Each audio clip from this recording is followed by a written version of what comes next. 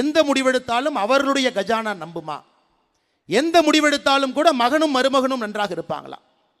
இன்னைக்கு அக்கா தமிழிசை அக்கா சொன்னாங்க, நேற்று நடந்த ஒரு நிகழ்வில் சூப்பர் ஸ்டார் ரஜினிகாந்த் அவர்கள் பேசிய பேச்சு.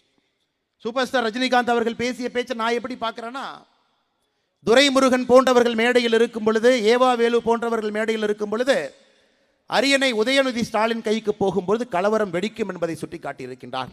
அதுதான் சூப்பர் ஸ்டார் ரஜினிகாந்த் அவருடைய பாணியில் அது அப்படியே நல்லா பூசி மெழுகி அது மேலே சுகர்லாம் கோட்டு பண்ணி யாருக்கு எந்த பிரச்சனையும் வரக்கூடாது என்பதற்காக அந்த பண்ணை வந்து முதலமைச்சருடைய வாயிலை திணித்து விட்டு போயிருக்கின்றார்.